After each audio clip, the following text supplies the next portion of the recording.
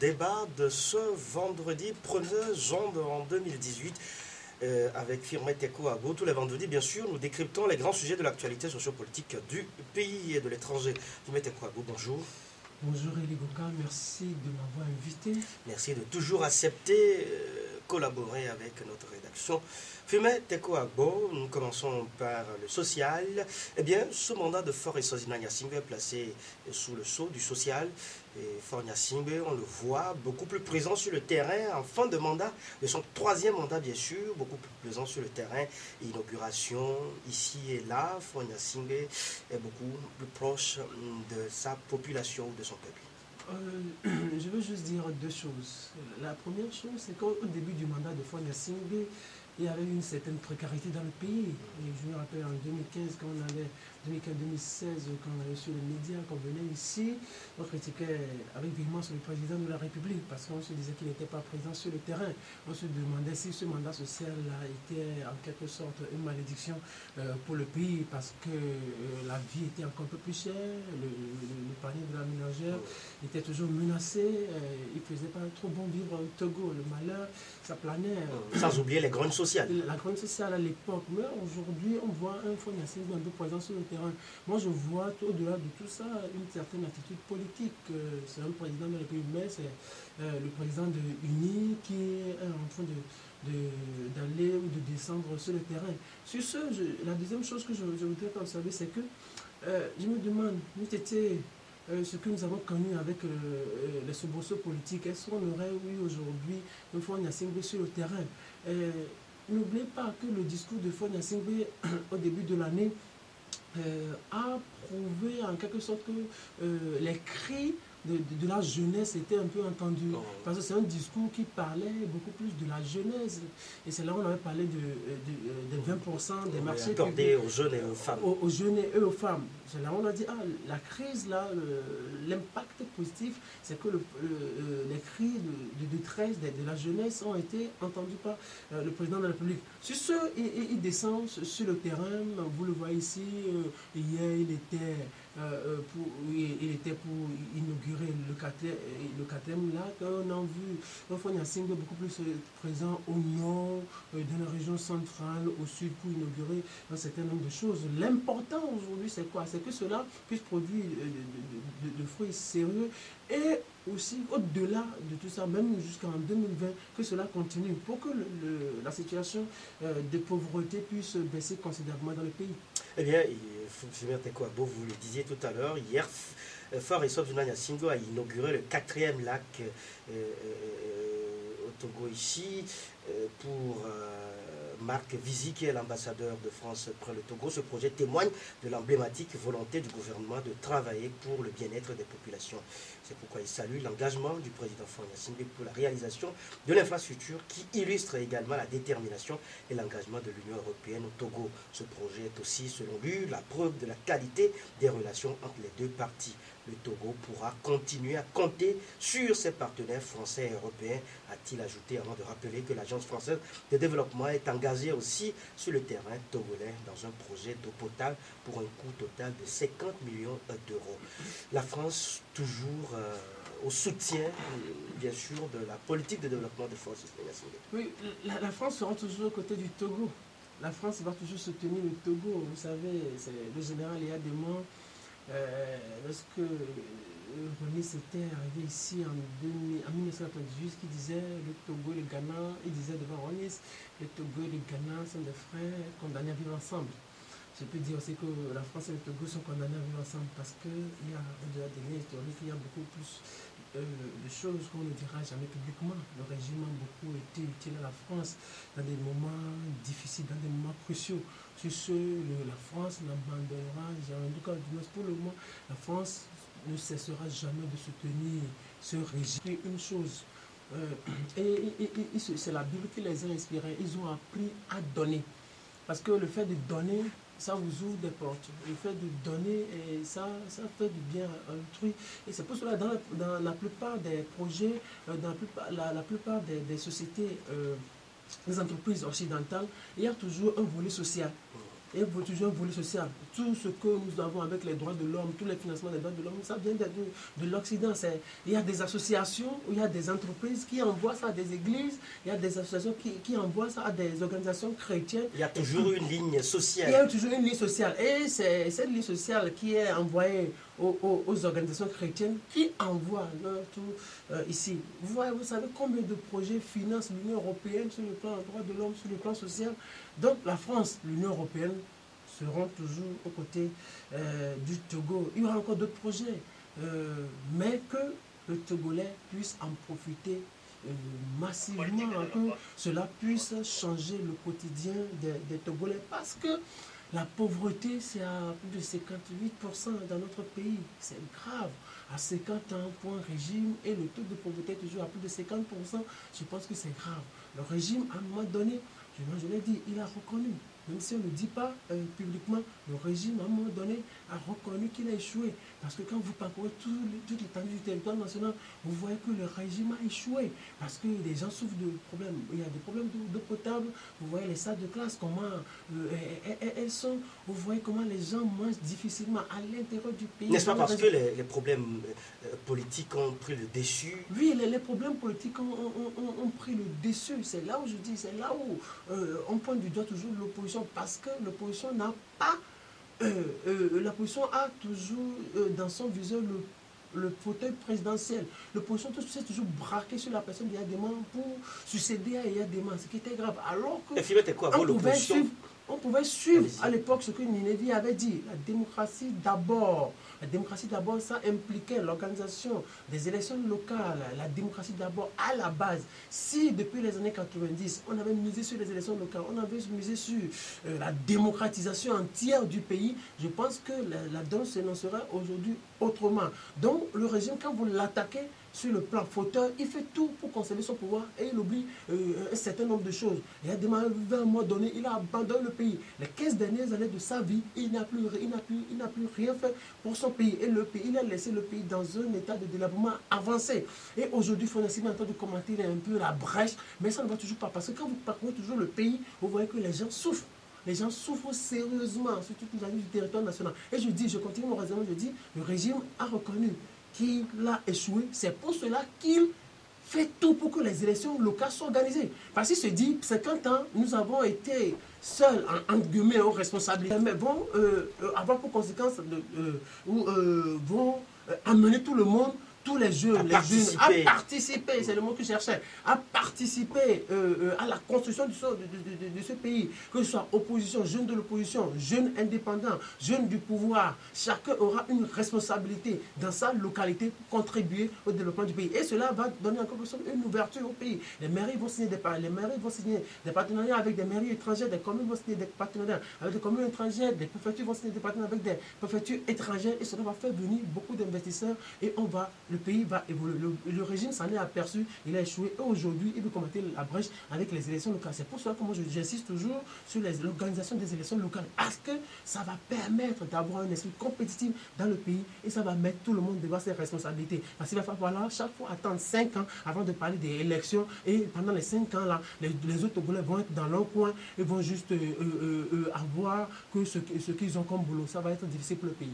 Et Beau, Neven Mimika, qui est commissaire européen à la coopération internationale et au développement, qui était bien sûr présent à l'inauguration de ce 4e lac, disait: l'Union européenne et ses États membres ont toujours soutenu le peuple togolais dans les bons comme les moments difficiles de son histoire. Ce qui se passe au Togo touche l'Union européenne et vice-versa.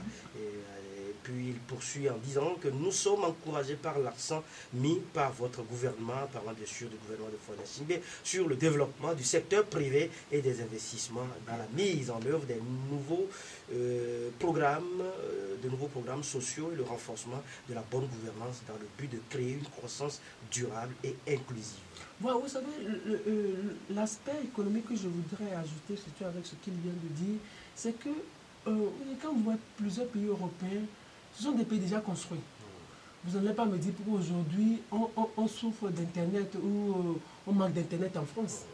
Et dire que l'Afrique est le grand marché aujourd'hui. L'Afrique, c'est le grand marché. Les Occidentaux cherchent des endroits où des débouchés pour le produire en quelque sorte. Et aussi, ils cherchent à créer des emplois en Afrique pour leurs ressortissants. Ça, c'est fondamental. Ils cherchent là où créer, c'est-à-dire, ils veulent que les Africains, ils veulent créer des conditions un peu acceptables pour les Africains dans le but de venir implanter leur société ici. Quand ils créent des projets ici, quand ils réalisent des projets ici, il y a certains Occidentaux qui vont vouloir venir travailler ici. Vous imaginez que quand des régions, toutes les régions du pays seront électrifiées, quand il y aura Internet dans toutes les régions du pays, il y aura des Occidentaux qui vont vouloir venir s'installer ici. Il y aura des projets que les Occidentaux vont vouloir venir réaliser ici, à l'intérieur du pays, au nord du pays. Mais du moment où ces zones ne sont pas développées, il sera difficile aux Occidentaux de venir. Et c'est qu'aujourd'hui, le problème qu'ont les Occidentaux, c'est le problème du chômage. La France a le problème du chômage. Les États-Unis. Alors, il faut trouver d'autres endroits, un autre continent européen, un autre continent occidental, pour venir créer de l'emploi, créer de la richesse, pour que les jeunes qui sortent des universités en France, les jeunes qui sortent des universités dans la zone euro, les jeunes qui sortent de l'université aux États-Unis, puissent venir faire leur stage ici, trouver de l'emploi ici et envoyer un peu de sous sur le continent. Regardez ce que Bolloré fait ici. Bolloré, il emploie les Togolais, mais il y a des Français ici aussi. Sur le continent, vous allez voir des Français, tout l'argent que l'Afrique lui génère, une grande partie va en Europe, va dans les banques européennes, une grande partie va dans les banques européennes, et avec cet argent, on reconstruit l'Europe et on contribue au développement du continent européen. Et parlant du quatrième lac, Firmet Tekwabo, il faut noter qu'il contribuera bien sûr grandement à l'amélioration de l'assainissement et de la lutte contre les inondations dans les quartiers de la zone labulaire de Lomé, surtout que nous sommes en temps de pluie. Oui, vous savez, le gouvernement togolais a fait un effort extraordinaire, surtout avec ce que nous avons connu en 2008. En 2008, il y avait des inondations ici. Terrible. Terrible au Togo. Je me rappelle, dans la zone de Devego, c'est vers Baguida, n'est-ce pas? Dans la zone de Devego, dans la zone Baguida, même là où il y a des bassins de rétention aujourd'hui, à Dido, Gomé, Agbalepedo, Djolé, il y avait des inondations pas possibles. Mais depuis ce moment, le gouvernement a enclenché un certain nombre de chantiers et les années qui ont suivi ont donné les résultats escomptés. Je pense que ce qu'on peut féliciter le gouvernement. Et aujourd'hui, il y a encore des zones inondables. Et il faut que le gouvernement mette encore des bouchées doubles pour qu'on puisse éviter à l'avenir ces inondations-là. Parce que nous ne sommes toujours pas à l'abri. Il y a à l'avenir, on peut toujours avoir encore des inondations. Je voyais certaines images sur les réseaux sociaux et on disait que c'est sérieux. Je ne sais pas si c'est vrai. Mais il y a des zones, il y a des pays, il y a des endroits dans le pays qui constituent des zones inondables. Il va falloir qu'on accentue. On peut chercher encore de l'aide. Les étrangers comme l'Union européenne, la France, sont déjà disposés à nous aider, à aider le pays. Il va falloir qu'on ouvre d'autres ouvertures pour avoir d'autres aides étrangères pour construire d'autres bassins de rétention et éviter ou anticiper sur les inondations à venir. Et Firmet Tekwabo, nous parlons de développement et pour certains, ce développement passe nécessairement par l'alternance. Hier, sur les réseaux sociaux, en parlant de Zinedine Zidane, bien sûr le sélectionneur de Real Madrid, l'ancien sélectionneur bien sûr, qui quitte la tête de ce club, donc on fait le lien avec cette question d'alternance politique en estimant qu'il faut vite quitter les choses. Fornia Simbe, nous disent certains internautes, doit quitter donc la tête du pays et cela permettra donc à ce que nous puissions avoir du développement. L'alternance démocratique politique est-il synonyme nécessairement de développement? Puisque vous parlez du football de Zidane, je le connais un peu. J'ai suivi un peu Zidane quand on était encore jeune. La première fois que je voyais Zidane, c'était avant 98. On était encore tout jeune, on était au collège, 6e ou 4e, je me rappelle. Mais Zidane, je pense que c'est dans ses habitudes. Je me demande si au soir de sa vie, on ne le reverrait plus au Real. Vous savez pourquoi? Parce qu'arrivé à un moment donné, il avait quitté la sélection française. Il avait pris sa retraite internationale. Et à la veille du mondial 2006, il avait dit que la France souffrait. La France avait toutes les difficultés pour se qualifier pour le mondial 2006. Et le sélectionneur d'alors a dû faire encore appel à Zidane. Donc Zidane est revenu sur sa décision, il est revenu en sélection et c'est lui qui avait aidé la France à se qualifier pour le mondial 2006. Et après le mondial 2006, il s'est retiré et il a continué avec le Real avant de prendre sa retraite et de devenir sélectionneur. Aujourd'hui, Zidane a eu une chance terrible. Il devient vice-entraîneur sous Carlo Ancelotti. Il a eu une Champions League et en 2016, janvier 2016, il devient entre-sélectionneur. Rafael Benitez qui quitte. En 2 ans et demi, il a eu 3 Champions League. Du jamais vu dans l'histoire du football. Donc, c'est normal. Moi, c'est ce que je dis. C'est normal qu'il quitte. Il dit il faut savoir quitter. Il faut savoir quitter, mais je ne pense pas. Je lui réplique ici. Et peut-être il faut savoir revenir aussi. Il faut savoir revenir. Il faut savoir revenir. Comme il sait le faire. Comme il sait le faire. Il faut savoir revenir aussi. Et il a dit quelque chose d'intéressant aussi. Il faut un autre discours. Parce que ça va devenir une certaine. On va assister à une certaine lassitude. Parce qu'il a déjà eu tout en un temps record. Maintenant, par rapport à l'alternance, vous savez, il y a une chose. Les gens font l'amalgame. Les gens confondent un certain nombre de choses. Quand vous lisez tous les livres de sciences politiques ou les livres de droit, vous ne verrez jamais un cours sur l'alternance politique.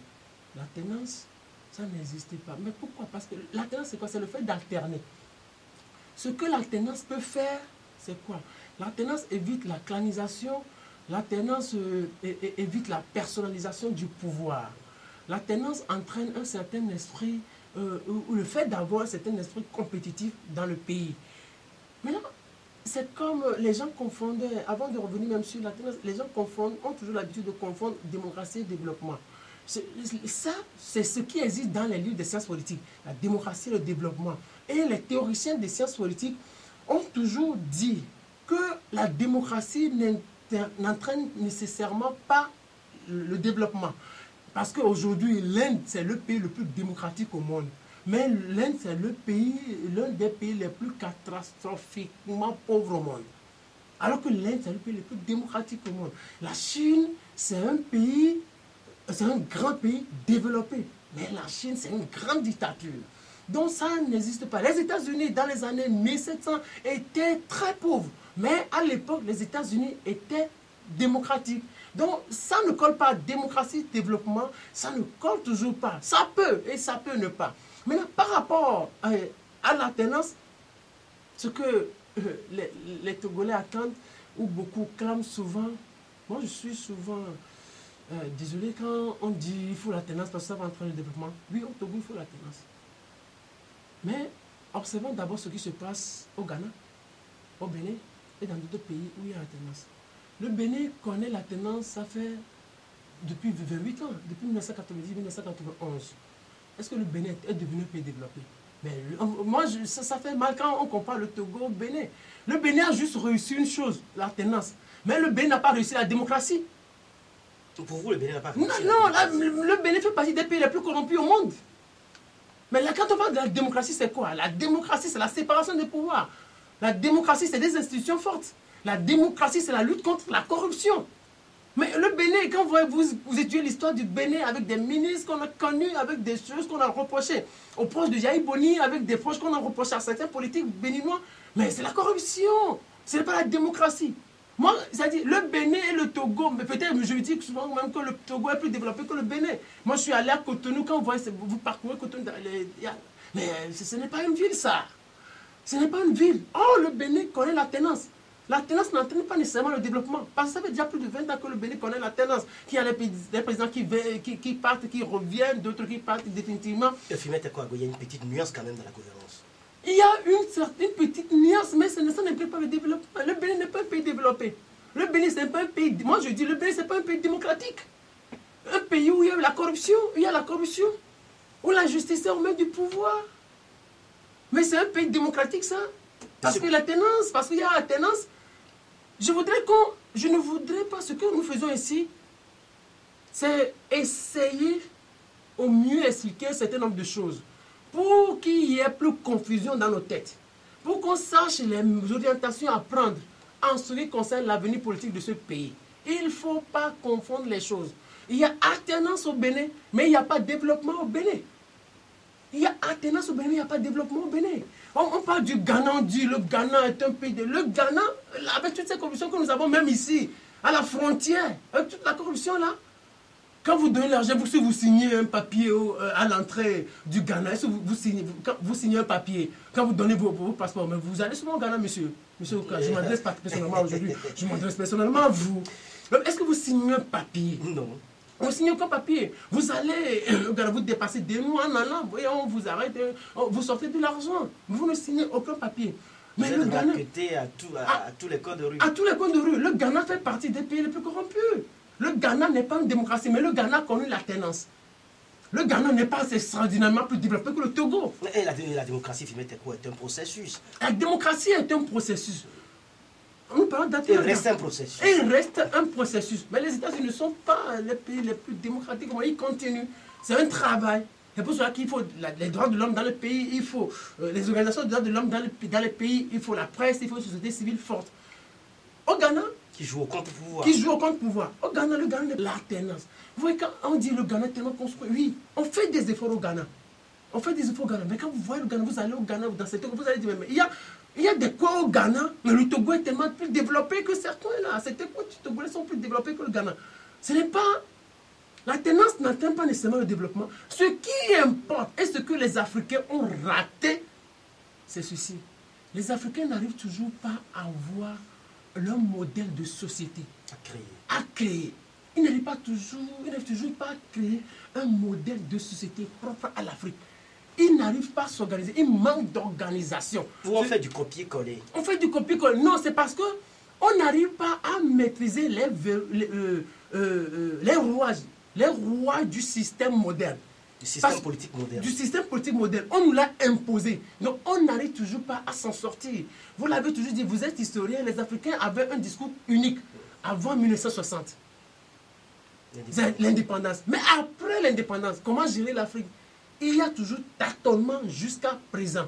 On peut, même les plus grands démocrates peuvent venir dans ce continent africain. Il n'y aura jamais de démocratie totale en Afrique parce qu'on n'arrive pas à s'en sortir.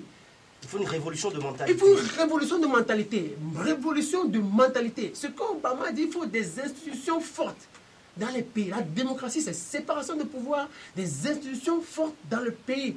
Encore que même dans la pratique, il y a toujours une certaine exception. Parce qu'il y a l'indépendance, même dans les pays démocratiques, l'indépendance des pouvoirs n'existe pas totalement. Écoutez, ça n'existe pas totalement. Il y a toujours quelques influences. Il y a toujours quelques influences. L'exécutif influence toujours le judiciaire. Regardez, les ministres de la justice, ils sont quoi? Ministres, on dit gouvernement exécutif, gouvernement est indépendant, justice indépendante. Mais on dit ministre du gouvernement. Ça veut dire le patron de la justice, c'est qui? C'est le gouvernement. Et vous ne voulez pas que le gouvernement influence le judiciaire? Ce n'est pas possible.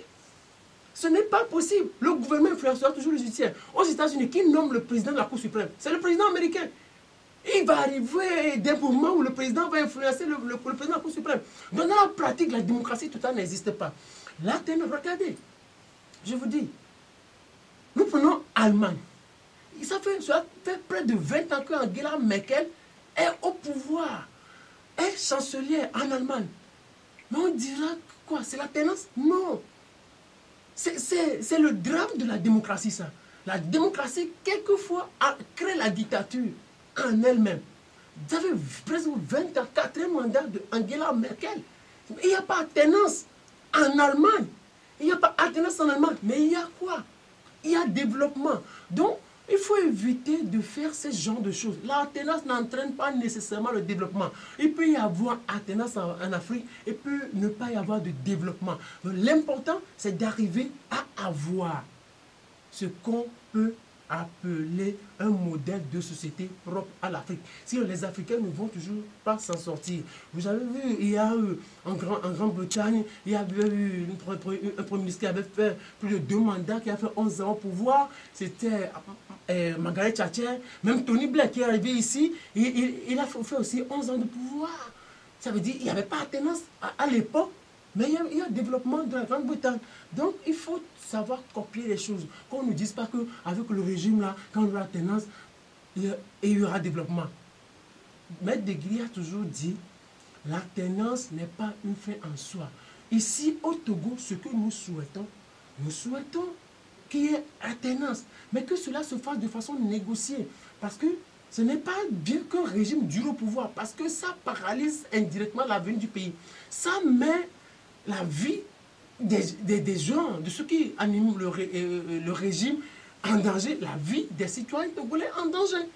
Parce que ça crée des frustrations profondes. Et il serait difficile quelquefois de faire disparaître ces frustrations. C'est pour cela qu'il faut des institutions fortes dans le pays. Il faut que l'opposition fasse un effort pour qu'il y ait des réformes électorales qui engendrent la transparence des élections, qu'on puisse avoir une certaine transparence dans les élections du pays pour qu'on sache, pour éviter des choses, pour que pour qu'un jour dans ce pays qu'on ait l'alternance, ou s'il n'y aura pas, si l'opposition ne veut pas miser sur la réforme électorale, si l'opposition veut qu'il y ait alternance, qu'on aille sur la table de négociation et qu'on négocie l'alternance sur 10 ans ou sur 20 ans si l'opposition le souhaite. Parce qu'il ne faut pas travailler à ce qu'on ait une alternance brutale dans le pays. Parce que quand vous rentrez en guerre, vous savez comment ça commence, mais vous ne savez pas comment ça se termine. Il faut l'alternance au Togo, mais l'alternance n'entraîne pas le développement. Il faut juste que les États s'engagent à construire un modèle de société pour l'Afrique. Au Togo, le GRET, ce regroupement de partis politiques dont fait partie le professeur Didier Abelan et Abbas Kaboua, propose une certaine négociation et insiste sur les élections à venir. Oui, bien évidemment, je lis même dit le GRET veut saisir cette occasion pour interpeller le gouvernement, le groupe des 14 à s'engager très rapidement dans la voie de la négociation afin de trouver une issue à cette crise qui n'a que trop duré. Il dit pas de négociation, pas d'élection. Aujourd'hui, qu'est-ce qu'on peut pour ce pays? Nous sommes dans un vide total. Le gouvernement ne se prononce plus. La C14 qui veut animer la vie publique, qui veut animer la vie politique. Mais qu'est-ce qu'il y a? Où est le dialogue est où? Il y a des gens qui écrivent que bientôt le dialogue va prendre. Bientôt, bien sûr, le dialogue, le prochain ou dernier, on l'aura. Mais ce qu'on fait, le facilitateur ne va pas dire faut estimer qu'il a le pouvoir ou ceci. Ce qu'il faut aujourd'hui, c'est qu'il y aura élection. Et qu'on accélère vite les choses pour qu'il y ait élection. On attend vivement que la CEDEAO se prononce sur l'orientation à donner. Oui, l'orientation que la CEDEAO peut donner, c'est quoi? L'orientation que la CEDEAO peut donner, c'est élection, respect des délais légaux. Parce que la CEDEAO ne va pas créer une zone d'instabilité. Quand la CEDEAO dit n'allez pas aux élections, mais c'est que la CEDEAO veut les règles constitutionnelles togolaises. La CEDEAO crée l'anarchie. Elle ne va pas créer l'anarchie. Elle va juste dire d'ici tant aller aux élections, d'ici tel mois, aller aux élections, aller au référendum, aller aux élections locales, aller aux législatives pour que le droit soit respecté dans ce pays. D'aucuns disent qu'ils sont en tournée de pré-campagne, mais quand vous les interrogez, les membres de la coalition 14, de la C14, disent être en remobilisation de leur population, de leurs sympathisants, de leurs militants, pour donc de nouvelles manifestations politiques dans le pays, toujours en estimant que c'est cette pression qui va faire changer les choses. Fimet Ekoabo, l'ANC était donc au nord et à Bia Nicodème et est actuellement en Europe. L'opposition continue toujours par agir pour pouvoir avoir un certain nombre de personnes, un certain nombre de groupes de personnes avec elle. Je parle bien sûr de la C14. Ouais, la C14 veut travailler pour avoir un certain nombre de personnes, un groupe de personnes avec elle. La CEDEAO a une démarche exclusive. C'est-à-dire? Et elle finira seule. La CEDEAO veut exclure les gens. Et finira seule. Ah, la CEDEAO, la C14. Je parle de la C14. La C14, il y a même Nicolas Lawson qui a voulu entre-temps les intégrer, mais ils n'ont pas réussi à l'avoir avec eux. Je pense que c'est grave. Ça veut dire que la C14 n'a toujours pas un discours qui rassemble. C'est lourd. Si la situation reste toujours tendue, et la faute au pouvoir et la faute, c'est de la responsabilité des deux camps, des deux partis. La C14 doit savoir aujourd'hui qu'elle n'a pas pu répondre aux aspirations du peuple, de leur peuple. Parce que ceux-là qui les suivaient voulaient les réformes, ceux-là qui les suivaient voulaient le départ de Fonia Singbe, ceux-là qui les suivaient voulaient le bout de la diaspora et autres. Et pendant tous ces mois, la C14 n'a pas réussi à avoir au moins avoir le départ de Fonia Singbe ou un certain nombre de réformes. Donc la C14 doit savoir qu'elle a échoué, mais elle n'a pas totalement échoué. Si elle veut, elle tient aux aspirations de ce peuple, si elle tient au développement de ce pays. Le fait de chercher à remobiliser, je pense que c'est une démarche électoraliste, même s'ils ne veulent pas le dire, parce qu'ils voient qu'Uni est en train d'occuper le terrain. Fabre qui est au nord, il veut remobiliser. Pourquoi? Pour une prochaine marche? Bien sûr. Écoutez, il veut remobiliser pour une prochaine marche. Donc, ils n'apprennent pas de l'histoire. Bon, s'il parle il dit remobilisation pour les manifestations, pourquoi? Pour aboutir à quoi? Vous avez manifesté pendant des mois, vous n'avez pu rien obtenir, et vous voulez remobiliser pour marcher, pour avoir quoi? Ceux qui sont sortis et qui ne s'attendent pas à voir encore un nombre... Si on parle de remobilisation, ça voulait d'ailleurs dire qu'il y a démobilisation. Il y a démobilisation. Maintenant, quand ils avaient la mobilisation forte, là, ils en avaient fait quoi? C'est la question que je vous pose. Ils en avaient fait quoi? Il y a des gens qui sont sortis en 2017, au début en janvier. Mais ils en ont fait quoi? Rien du tout. Les gens sont sortis plus que ça dans les années 90. Qu'est-ce qu'ils en ont eu à faire? Rien du tout. Les gens sont sortis massivement en 2005. On en a fait quoi? Rien du tout. Maintenant, ils veulent remobiliser. Pourquoi encore? Non, ça veut dire que, excusez-moi, ça veut dire qu'ils ne veulent pas grandir politiquement. Ça veut dire qu'ils ne veulent pas grandir politiquement. Quand eux, aujourd'hui, ne vont pas encore parler de manifestation, remobilisation pour manifestation, je pense qu'ils n'ont pas grandi politiquement. Ils n'ont pas appris de l'histoire. Ils n'ont pas gagné en expérience. Et c'est grave pour un pays. Quand une telle opposition se comporte toujours de la même manière, avec les mêmes méthodes, sans stratégie, c'est grave. Ils perdent du temps aux Togolais. Ce qu'ils peuvent maintenant, aujourd'hui, faire, c'est chercher à ce qui est les réformes électorales. Qui cherchent à ce qui est les réformes électorales.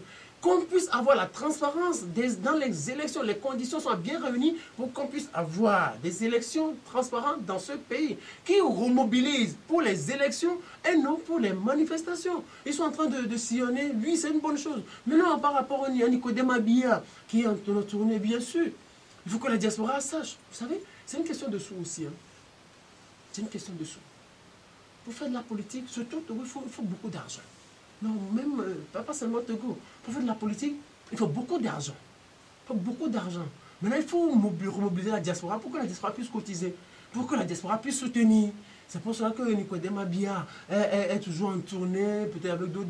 Des gens vont cotiser et avec cet argent, ils vont aller aux élections, ils vont préparer les élections. Parce qu'il y aura tout pour gagner. N'oubliez pas, UNIR a tout aujourd'hui pour gagner. Il a tout en matière d'effectifs, sur le plan ressources humaines, ressources financières. UNIR a tout pour gagner les élections. UNIR a tout pour gagner les élections. Pour gagner les élections UNIR a tout pour gagner les élections. UNIR a tout pour gagner les élections. Vous vous basez sur quoi? Mais en effectif, je vous dis, même sur le plan effectif, l'opposition n'arrive pas à couvrir tous les bureaux de vote. Sur toute l'étendue du territoire national, il y a des villages reculés, l'opposition n'y a jamais mis pied. UNIR a tout pour gagner. N'oubliez jamais ce que Ouad avait dit à Fonia Singbe. Il dit, tu as de l'argent, tu as l'armée avec toi. Va, démissionne et tu te repositionnes. En 2005, Fonia Singbe avait écouté quand il est revenu. Il a démissionné le 24 février, il est allé aux élections le 24 avril et il a gagné. UNIR a tout pour gagner. UNIR a tout pour gagner. Ce que l'opposition peut chercher, c'est qu'il y ait des réformes électorales. Pour assurer une certaine transparence. Pour assurer une certaine transparence et aussi chercher des moyens. Mais parce qu'avec cette opposition pauvre-là, il n'y aura pas alternance. Avec cette opposition pauvre, il n'y a pas alternance. Avec cette opposition pauvre, il n'y aura pas alternance. Vous pensez que l'opposition manque les moyens de sa politique? Oui, elle manque de sa politique. Pourquoi avec cette opposition pauvre va avoir alternance? Cette opposition qui n'a pas d'argent va avoir alternance. Ici où?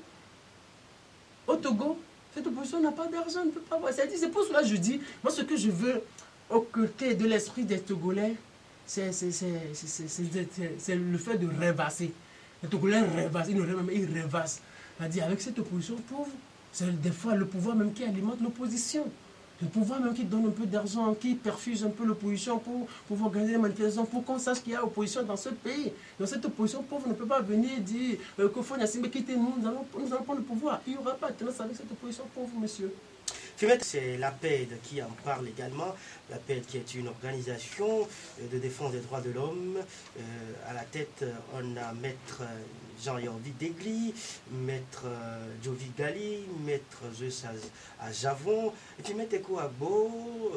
L'APED propose donc comme solution à cette crise, libération totale, immédiate et sans condition de tous les prisonniers politiques, levée immédiate de l'état de siège dans les villes de Sokodé, Bafilo, Kara et Mango, opérer les réformes constitutionnelles et institutionnelles de manière consensuelle, de préférence par voie parlementaire. Ces réformes doivent, précise-t-il, viser notamment la limitation du mandat présidentiel à 2 fois 5 ans, avec la formule en aucun cas, nul ne peut faire plus de 2 mandats.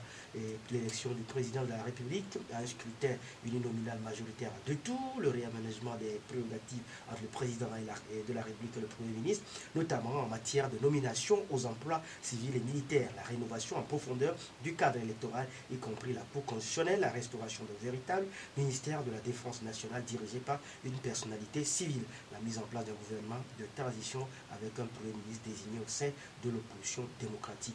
En vue de garantir la transparence et l'équité des prochaines consultations électorales, une instance internationale neutre et indépendante devra remplacer la CENI pour l'organisation et la supervision des locales, des législatives et de la présidentielle de 2020.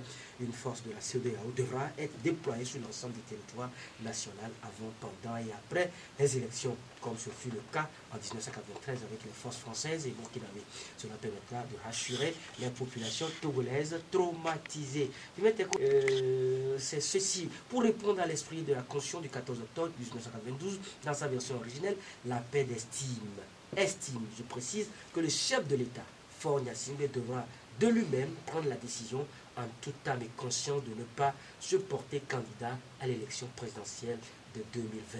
Il marquera ainsi l'histoire. Fimet Eko Agbo, la PED, toujours dans la logique d'une alternance politique au Togo, et demande à Faure Gnassingbé de ne pas être candidat en 2020.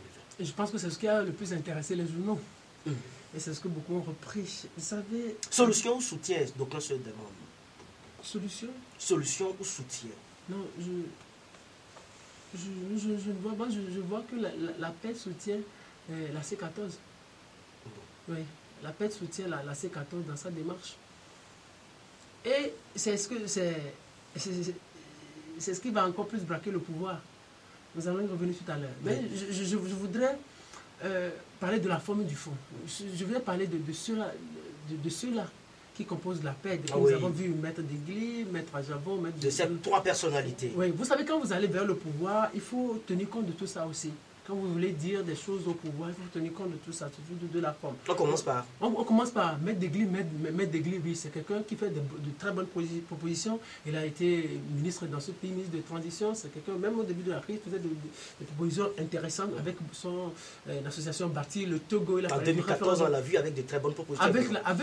En 2014, il avait dit s'il fallait laisser Faure Gnassingbé faire un mandat de plus en 2015, et que ce mandat pourrait être le dernier, alors il fallait le laisser. Le mandat devra permettre à ce que les réformes soient faites. À ce que les réformes soient faites. Si c'était le prix à payer, il fallait le payer. Et donc, Maître Degli a posé la même chose que Agboume Kodjo, le Premier ministre Agboume Kodjo. Maintenant, quand vous prenez Maître Zeus à Javon, c'est quelqu'un d'instable. Politiquement, c'est quelqu'un d'instable. Tantôt, c'est un fidèle à Fabre.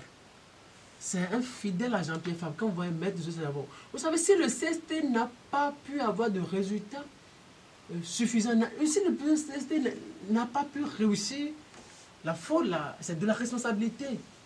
Je ne dis pas pleine et entière, mais c'est la grande responsabilité de Maître Zeus à Javon. Puisqu'il était le doyen. De ces leaders, au sein du CST. Il devrait en réalité contribuer à ce qu'on ait à l'époque les réformes. Qui est de sages décisions à prendre. Oui, à l'époque, l'opposition togolaise pouvait avoir obtenu beaucoup de choses du pouvoir, surtout avec le décon 1 ou décon 2 de 2012. Mais si cela n'a pas marché, la responsabilité aussi de Maître Zeus à Javon, parce qu'il y a eu des rencontres entre Maître Zeus à Javon et Faure Gnassingbé. que si on est sorti, Faure Gnassingbé, à un moment donné, s'était fâché. Et Faure Gnassingbé n'a plus voulu réagir à l'époque. Et la même scène s'est répétée en septembre dernier, je parle de septembre 2017, parce qu'à Descamps, on les avait appelés pour dire, mais venez, on va discuter. On va discuter, ils ont encore refusé. On réclame le départ de Faure Gnassingbé. On réclame le départ de Faure Gnassingbé. En 2012, si le CST n'est pas allé loin, ou n'a pas pu avoir de résultats sérieux, c'est en partie de la responsabilité de Maître Sajavon. Le pouvoir est sérieux. Je le répète. Vous pensez que l'opposition ne l'est pas? L'opposition n'est pas sérieuse, c'est tout. L'opposition n'est pas sérieuse. Quand il s'agit de faire de la politique, l'opposition n'est pas sérieuse. L'opposition est absente. On pouvait obtenir... Regardez, c'est l'histoire de l'opposition togolaise depuis 30 ans. Au moment où il faut prendre de grandes décisions, l'opposition n'a jamais été sérieuse. Des occasions ratées.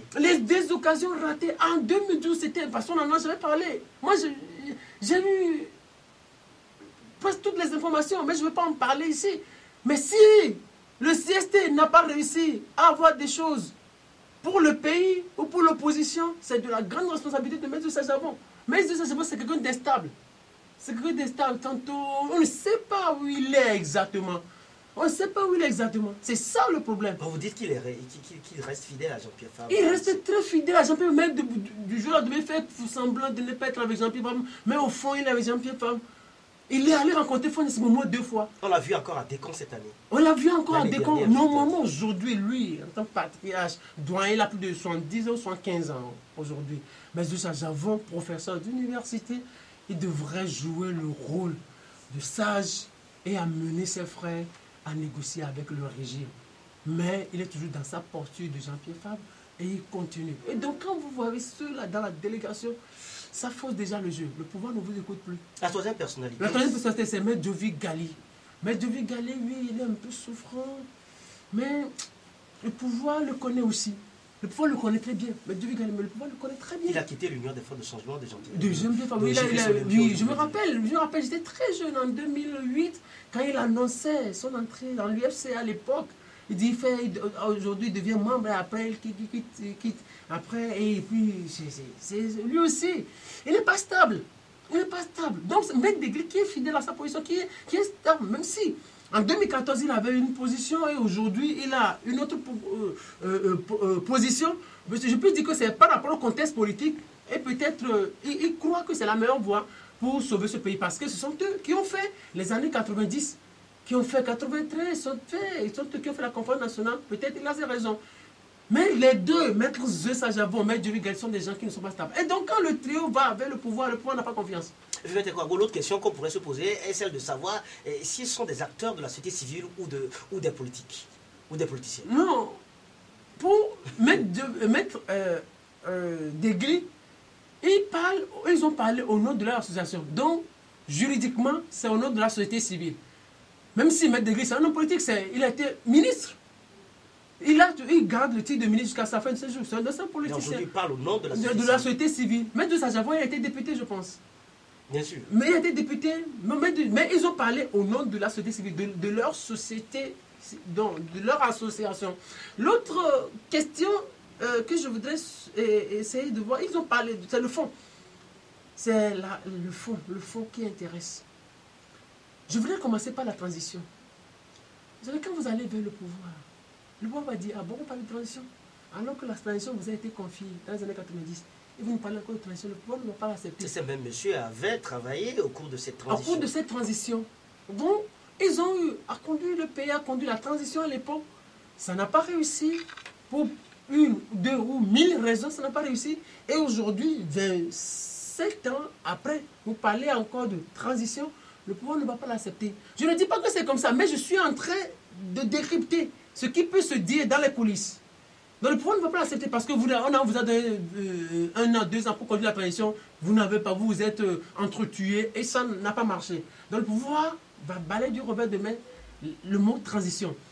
Deuxième chose, quand on parle de toutes les propositions qu'ils ont faites, il y a des propositions intéressantes, mais il ne fallait pas, à mon sens, revenir encore avec la formule en aucun cas. et le départ de Faure Gnassingbé. Ça va braquer le régime.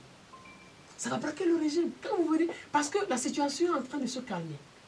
Et si le dialogue n'a pas marché, si le dialogue s'est estompé à un moment donné, c'est à cause de la formule en aucun cas.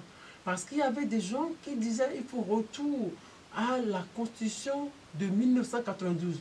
Surtout parce qu'ils parlaient indirectement de la formule en aucun cas.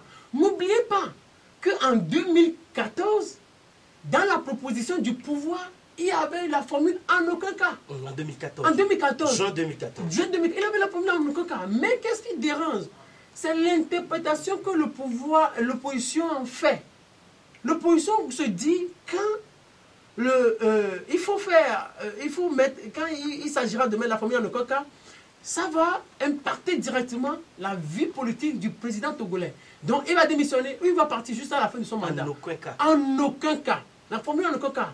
Donc, en aucun cas, nous ne peut faire plus de deux mandats. Donc, ça embête l'UNI. Donc, l'UNI avait proposé ça en 2014. L'UNI aussi en fait son interprétation. L'UNI aussi fait son interprétation. L'opposition parle de la rétroactivité, l'opposition parle de l'immédiateté. Or, l'immédiateté, il y a une différence entre l'immédiateté et l'instantanéité.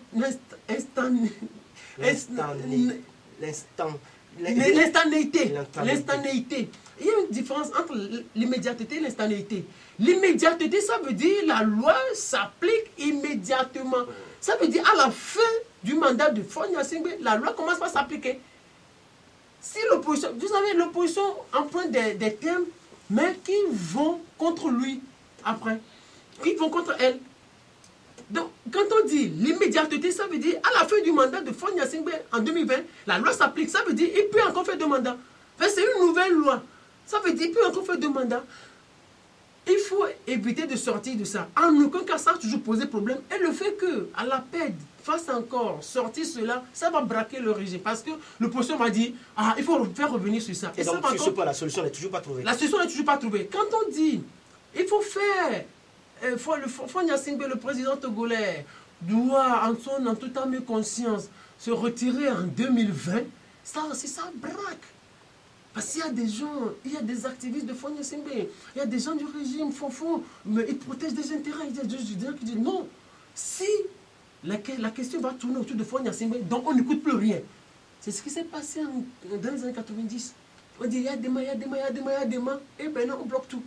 Donc, je pense que sur cet aspect, vous souhaiterez peut-être que ce trio d'avocats puisse plutôt parler d'une certaine négociation. Moi, c'est ce que j'aurais souhaité. Ils ont parlé de réponses consensuelles.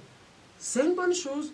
La deuxième chose qu'il fallait, parce que ce sont des gens qui ont traversé l'histoire du Togo. Maître Joseph Savon peut vous parler de Yadema comme son enfant. Il a 75 ans, vous imaginez. Il a vécu Yadema. Il a vécu les pratiques Yadema. Il a travaillé sur Yadema. Il a été plusieurs fois consultant du général Yadema. Et donc, ayant traversé l'histoire, ce qu'ils pourraient faire, ou ce qu'ils auraient pu faire, c'est de parler de négociation, négocier l'avenir politique de ce pays. Mais, dans leur proposition, l'esprit, c'est quoi? Ils ont choisi un camp. Ils ont choisi un camp. Leur proposition, sans le vouloir, ils ont choisi un camp. Alors que c'est deux personnes en conflit. Ils venaient quand même apporter une solution médiane. Alors qu'ils venaient apporter une solution médiane, Maître Deguille seul apportait une solution médiane. Maître Deguille seul, jusqu'en 2014, toutes ces déclarations, moi je les ai lues.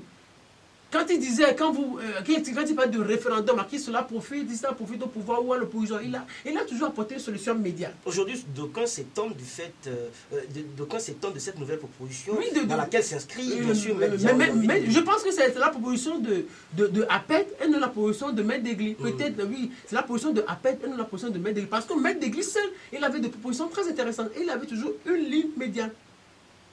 Vous imaginez que cette année, sur une radio privée, Maître Deguille a dit juridiquement, rien n'empêche Faure Gnassingbé de se positionner en 2020. Que politiquement, ayant déjà fait 3 mandats, il peut se retirer s'il le veut. Mais rien n'empêche de se positionner. Donc, il avait toujours une position médiane. Mais aujourd'hui, l'appel, l'association dont il est membre, a pris parti. Donc, la paix a pris parti, et quand vous allez en négociation, quand vous allez parler, quand deux personnes sont en conflit, et que vous venez pour régler le problème, vous jouez le rôle de conciliateur ou de médiateur, de facilitateur, quand vous passez pour un camp, je pense que l'autre camp ne va plus vous écouter. Quand vous lisez la proposition, on a l'impression de dire rien de nouveau. On a l'impression rien de nouveau. À part les réformes consensuelles, on a l'impression rien de nouveau, rien de nouveau. Ce qu'ils ont fait, c'est qu'ils ont braqué le régime. Ils ont pris position et le régime va dire maintenant vous avez pris position, alors on ne va plus vous écouter. Le régime est comme ça, eux-mêmes ils connaissent le régime. Ils savent que c'est comme ça. Peut-être si c'était un maître d'église, ça ne se passerait pas comme ça. Ce que je voudrais ajouter aussi, c'est quand il parle de réaménagement. Du cadre électoral. Non, du cadre électoral des pouvoirs du président de la République et du Premier ministre. Oui, oui. Quand il parle de ces choses-là, oui, maintenant je dis à tous les ma question s'adresse à tous les constitutionnalistes du Togo. Où est-ce qu'on va? Oui, en parlant du régime politique. Du régime politique, où est-ce qu'on va? Où est-ce qu'on va? Comment le réaménager? Comment le réaménager? Donc il faut prendre encore un article, le réaménager, l'introduire d'autres. Maintenant, on va avoir quel régime? Nous sommes sous quel régime? Je pense que pour éviter tout, comme Nicolas Losson le propose, il faut une nouvelle constitution pour ce pays et on réglerait tout. C'est-à-dire révision constitutionnelle, institutionnelle. Il faut sursoir à tout ça et avoir une nouvelle constitution, c'est fini. Ce qui nous amène directement au référendum. Ce qui nous amène directement au référendum. Parce donc que la révision du cadre électoral s'impose. La révision du cadre électoral s'impose parce que quand on va parler de révision constitutionnelle, chacun va venir avec ses articles. Chacun va venir avec ses articles, avec son interprétation. C'est ce qui est grave. Alors, pour éviter tout, ça fait déjà 25 ans, on peut aller à une nouvelle constitution. On peut aller à une nouvelle constitution, à une nouvelle république. Ce qui serait souhaitable pour éviter tout conflit à l'avenir, il faut aujourd'hui qu'on aille à une nouvelle république, une nouvelle constitution.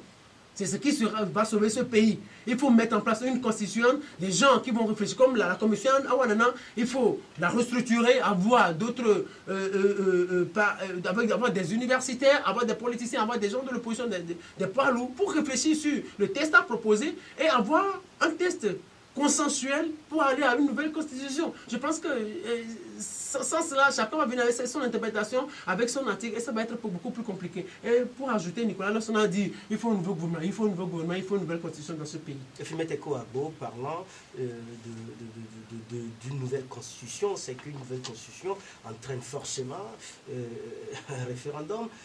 On sait que le référendum, c'est une consultation électorale. Fimete Kouabo, le cadre électoral, la PED en parle également. Oui, le cadre électoral, c'est ce que je dis, c'est ce que l'opposition...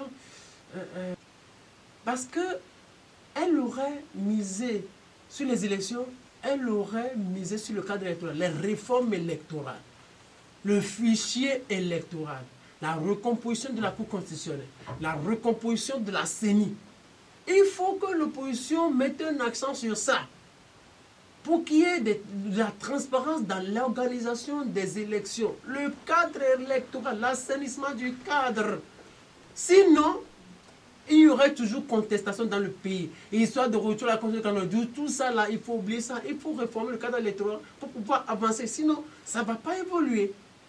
Eh bien, Fimete Kouabo, votre dernière chronique parue d'ailleurs hier, vous écrivez Fort Gnassingbé, sauveur de Boari. C'est une interrogation. C'est une interrogation. J'ai eu certaines infos parce que cette semaine, la semaine passée, on lit certaines positions, soit disant venant de la CEDEAO, de Boari, de la CEDEAO. Je me demande si c'est vrai. Moi, si j'ai eu mes informations, et je me demande, je pars juste d'une logique. Une logique très simple. Mais la première information que j'ai eue, vous savez, Boari est président du Nigeria. Il a été élu en 2015. Mais ça fait déjà des années qu'il tombe malade. Il est malade. Et il est souvent 2 avions entre Londres et Abuja. Et il va se soigner à Londres, tout ça. Et entre-temps, il y avait eu des généraux qui s'étaient soulevés et qui voulaient lui préparer un successeur. Parce que tu ne peux pas être président et chaque fois tomber malade. Il y a des gens qui disent non, il faut qu'on remplace Boari. Mais Fort Gnassingbé, en tant que président de la CEDEAO, se serait opposé. Quand il a eu l'information, il se serait opposé. Il a dit non, il faut que la démocratie soit respectée dans la zone CEDEAO. Boari a été élu président du Nigeria. Il faut qu'il aille au bout de son mandat. Il faut qu'il aille jusqu'à la fin de son mandat. Donc, vous savez, Boari avait eu des soucis avec le général Yadema. Entre eux, ça ne passait pas le courant. Mais quand Faure Gnassingbé est arrivé, il a posé cet acte et c'est un acte que Boiry salue. Il va être à jamais reconnaissant à Faure Gnassingbé. C'est pour ça que je dis Boiry ne peut pas venir et dire à Faure Gnassingbé de ne pas se positionner en 2020. La deuxième raison. La deuxième raison, c'est que tous les chefs d'État presque soutiennent le régime en place. On va dire, si bon, les gens disent Boiry va prendre la tête de la CEDEAO et puis la CEDEAO. Il y a 15, je parle de 15 chefs d'État, 15 États qui composent la CEDEAO. Il y a 15 hommes, 15 chefs d'État. Et on prend les 14. Au moins plus de 10 soutiennent le régime. Et Faure Gnassingbé a eu des relations individuelles particulières avec chaque chef d'État. Je prends par exemple Issoufou Mamadou. Avant son élection, Faure Gnassingbé, Issoufou Mamadou, le Nigérien, et Faure Gnassingbé, c'est de très, très grands amis. Je prends Nana Akufo-Addo. Nana Akufo-Addo, Faure Gnassingbé l'appelle mes big brother. Ils sont frères, mon grand frère. Ils sont frères. Ils se connaissent depuis leur enfance. Entre-temps, quand Jerry John Rawlings était dictateur président au Ghana, et leur père a été tué, le père Akufo-Addo a été tué, c'est le général Yadema qui s'était occupé de cette famille pendant longtemps. Donc c'est des gens, c'est des familles au fait. Ils sont frères. Redevables. Redevables. La famille Akufo-Addo est redevable à la famille Gnassingbé. Ils ne vont jamais lâcher le régime. Ils vont jamais, ça va leur être difficile de lâcher le régime. Quand vous prenez par exemple Kaboré, c'est le président du Burkina, mais qui n'a pas d'autorité. Mais il a besoin d'une autorité à ses côtés. L'autorité, c'est Faure Gnassingbé avec son armée. Parce que vous n'oubliez pas que le 2 mars dernier, son état-major a été brutalisé avec des armes extérieures. Donc il a besoin de Faure Gnassingbé aujourd'hui.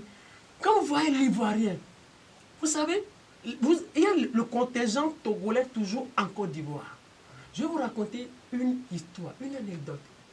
Retenez ça, s'il vous plaît. Rapidement. Vous savez, en 2011, lorsque Ouattara était allé se cacher à l'hôtel du Golfe, il y avait la force onusienne qui gardait son hôtel.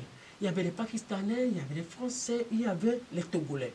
Entre-temps, il y avait les forces de Gbagbo qui venaient, qui tiraient sur la partie où il y avait les Pakistanais.